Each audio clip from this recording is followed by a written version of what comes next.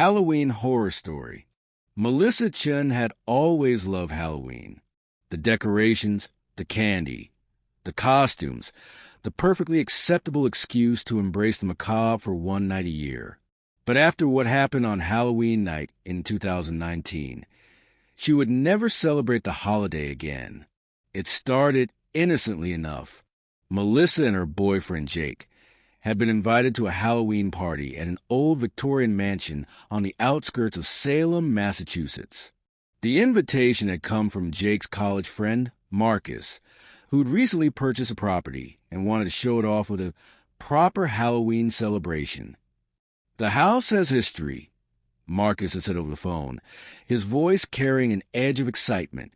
Built in 1823 by a shipping merchant named Cornelius Blackwood. Rumor has it his entire family died under mysterious circumstances one Halloween night. Perfect atmosphere, right? Melissa had laughed at the time. Now, driving up the long, tree-lined driveway as twilight painted the sky in shades of orange and purple, she felt a flutter of unease in her stomach. That's quite a place, Jake said from the driver's seat, whistling low. The mansion loomed before them. 3 stories of weathered brick and Gothic architecture, with towers on either side and windows that reflected the dying light like watchful eyes. Ivy crawled up the walls, and gargoyles perched on the corners of the roof. Marcus had decorated extensively. Fake cobwebs stretched between columns. Carved pumpkins lined the steps, and fog machines created an eerie mist that rolled across the front lawn.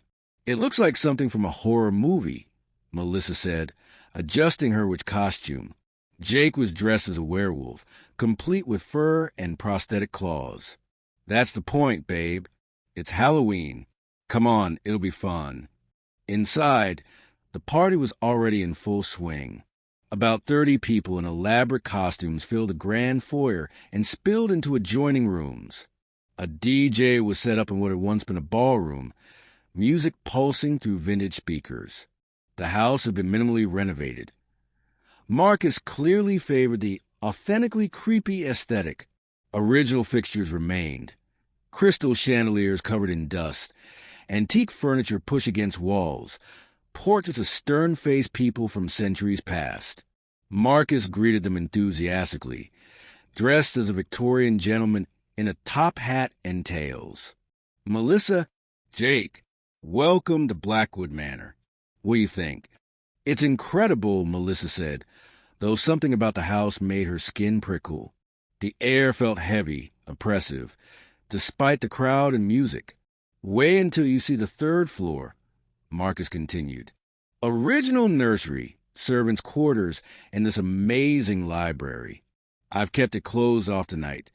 The floorboards are pretty sketchy up there, but I'll give you a tour later if you want." The party progressed normally for the first few hours. People drank, danced, admired each other's costumes. Melissa started to relax, her initial unease fading with each glass of wine. Around 10 p.m., someone suggested a séance. "Come on, it's Halloween," a girl dressed as Cleopatra insisted. "We're in a genuinely haunted house. We have to at least try to contact the other side." "The house isn't actually haunted," Marcus said, but he was grinning. "But sure, why not? For atmosphere." 10 of them gathered in the dining room around a massive oak table. Someone had brought a Ouija board, a vintage one that looked genuinely old, the wood worn smooth by countless hands. Candles were lit, the overhead lights turned off. Melissa found herself sitting between Jake and a guy dressed as Dracula, whose name she didn't catch.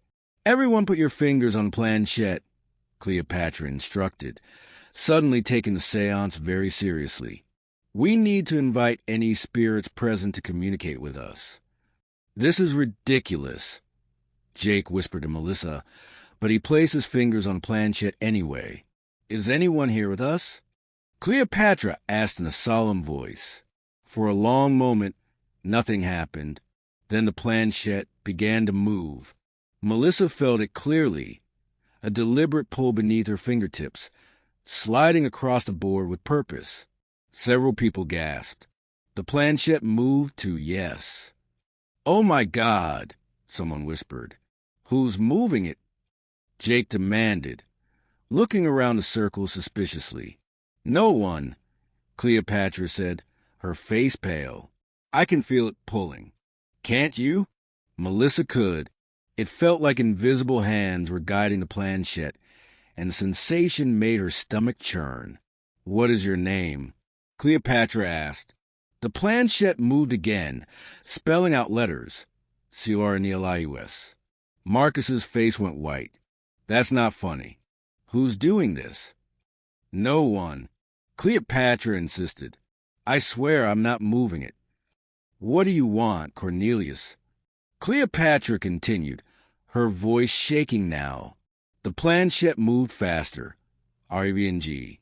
The temperature in the room dropped suddenly, dramatically. Melissa could see her breath misting in front of her face. The candles flickered wildly, and one by one, they began to go out, not from any breeze, but as if invisible fingers were snuffing them out. "Okay, this isn't funny anymore," Jake said, pulling his hands away from the planchette. "Someone's messing with us." But the planchette continued moving, now sliding across the board of its own accord, no hands touching it at all. It spelled out TONIHD. Then the dining room door slammed shut with such force that the portraits on the walls rattled. Someone screamed. People jumped up from the table, backing away from the Ouija board as the planchette continued to spin in wild circles. "We need to close the session properly," Cleopatra shouted. "You can't just leave a séance open. We have to say goodbye." But panic had taken hold. People were pounding on the door, which refused to open despite not being locked. The temperature kept dropping, and now frost was forming on the windows in intricate, impossible patterns. Melissa grabbed Jake's hand. "Something's wrong. Something's really wrong." The chandelier above the table began to swing, slowly at first, then violently. Crystal drops fell like rain, shattering on the table and floor. And then, in the corner of the room, Melissa saw it, a shadow that was darker than the surrounding darkness, a shape that suggested a tall man in old-fashioned clothing. The shadow moved, separating itself from the wall, becoming more solid, more real. Melissa could make out features now, a stern face with hollow eyes, a cruel mouth twisted in rage, hands that ended in fingers too long, too sharp. "What have you done?" The voice came from everywhere and nowhere, ancient and filled with malice. "What have you done to my house? What have you done to my night?" Marcus backed against the wall, his face ashen. "This can't be real. This can't be. You dare mock me?" The shadow thing that had been Cornelius Blackwood grew larger, filling the room with its presence. "You dare celebrate on this night? The night they took everything from me." The door finally burst open, and people stampeded into the hallway, screaming. But Melissa was frozen, unable to look away from the apparition. In its hollow eyes, she saw something beyond anger. She saw madness, grief, and a hunger that had festered for nearly 200 years. Jake pulled her toward the door. "Melissa, we have to go." They ran into the hallway, but the house had changed. The walls seemed to pulse and breathe. The portrait's eyes followed them. Doors that had been open were now closed, and when someone tried to open them, they found rooms that shouldn't exist, endless darkness, or scenes of horrific violence frozen in time. "The front door!" Marcus shouted. Everyone to the front door. But when they reached the foyer, the massive front door was sealed shut, and the windows had somehow become walls. They were trapped inside. All around them, the house was awakening. They could hear footsteps on the floors above, voices whispering in languages that predated English. The sound of chains dragging across wood. The fog from the fog machines outside was somehow seeping through the walls, filling the house with thick mist that smelled of earth and decay. In the mist, shapes began to form. Figures in period clothing, translucent and wrong, their faces twisted in expressions of terror and pain. Melissa recognized the faces from the portraits on the walls. The Blackwood family, all dead on Halloween night in 1847, according to the local legends. Murdered by Cornelius himself in a fit of madness, then Cornelius taking his own life. All of them trapped here, reliving their deaths every Halloween. "He killed them," Melissa whispered, understanding flooding through her. "Cornelius killed his family, and now they're all trapped here. And we opened the door. We invited them to communicate. How do we close it?" Jake demanded. "How do we undo this?" Cleopatra was crying, her elaborate makeup running down her face. "The Ouija board. We have to go back to the dining room. We have to properly close the session." "Are you insane?" someone shouted. "That thing isn't there. It's the only way." Cleopatra insisted. Melissa knew she was right. She could feel it, the open connection, like a wound in reality and everything pouring through it. They had to seal it, or they would all become part of the house's collection of trapped souls. "I'll go," Melissa said. "No." Jake grabbed her arm. "I'm not letting you. Someone has to, and I felt the connection strongest. It has to be me." Before anyone could stop her, Melissa ran back toward the dining room. Behind her, she heard Jake shouting, heard others screaming as more apparitions manifested throughout the house. But she focused on reaching the dining room, on that damned Ouija board. The door stood open now, beckoning. Inside, Cornelius Blackwood waited, his shadow form coalescing into something almost solid.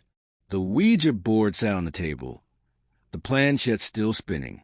"You cannot close what has been opened," Cornelius said, his voice scraping against Melissa's mind. "Not without a price." "What price?" Melissa asked, her hands trembling as she approached the table. "A life for the disruption, a soul to replace what was disturbed.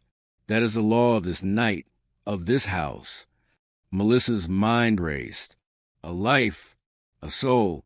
She thought of Jake, of all the people trapped in this house because of a stupid Halloween party, because they'd been foolish enough to play with forces they didn't understand.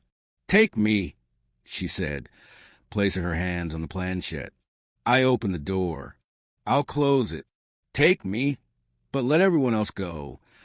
"Melissa, no." Jake appeared in the doorway, his werewolf costume torn, blood running from a cut on his forehead. "It's the only way," Melissa said, tears streaming down her face. "I'm sorry, Jake. I love you." She moved the planchette to goodbye and felt an enormous pull, like her very essence was being drawn into the board, into the house, into the hungry darkness that had waited so long. Cornelius Blackwood smiled, a terrible smile. Accepted. The last thing Melissa saw was Jake's horrified face as the world went dark. Jake woke up on the front lawn of Blackwood Manor as dawn was breaking. Around him, the other party guests were stirring, confused and disoriented. The house stood silent and empty behind them, its doors and windows open, the Halloween decorations looking sad and wilted in the morning light. Marcus was crying, saying something about how the house had just released them all at once when the sun came up. But Melissa was gone. They searched for her for weeks. Police found nothing. No body. No evidence she'd ever been there, except her car still parked in the driveway. The only trace was in the house itself, in the dining room. Someone eventually found that old Ouija board, and on it, carved in letters that definitely hadn't been there before, was a single message. "I'm still here.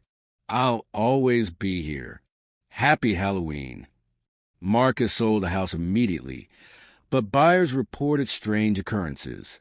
On Halloween nights, people who pass by Blackwood Manor swear they see a figure in the third-floor window, a young woman in a witch costume, her face pressed against a glass, silently screaming. Jake never celebrated Halloween again, And he never forgot the price Melissa paid for their foolishness that terrible Halloween night. Some doors, once open, can never truly be closed. And some houses never let go of what they claim.